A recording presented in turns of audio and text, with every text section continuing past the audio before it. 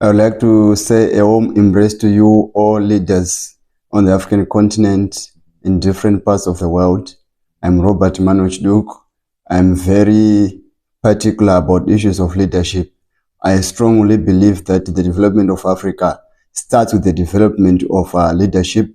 I believe that most of the problems that we are facing on the African continent, they are hinged on leadership problems. Therefore, the moment we begin to focus more and invest more on leadership development, the African continent will begin to develop because of the quality of ideas, because of the mindset of leaders that would have been trained. So we need to train leaders. We need to inculcate a set of values and to create a positive mindset that catalyzes the process of development on the African continent.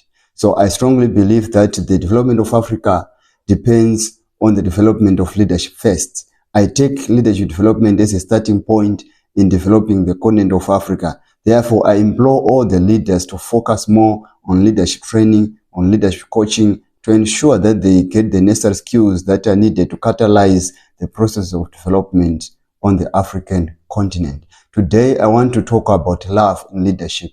I believe that leaders must have love. Love must lead.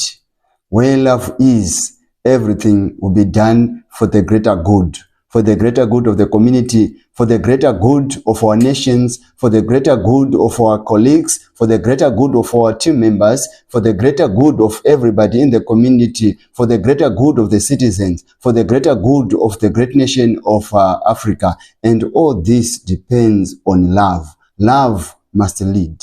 Where love leads, nobody is going to steal from the country. Where love leads, nobody is going to engage in corruption. Where love leads, nobody is going to focus on nepotism. Where love leads, nobody is going to engage in bribery. Where love leads, every leader will become accountable and to ensure that they focus more and operate within the framework and within the parameters and confines of the constitution, within the confines of the values of different organizations, within the confines of the needs of the people, within the confines of the values that are set by communities, that are set by organizations, that are set by different nations on the African continent. Love must lead.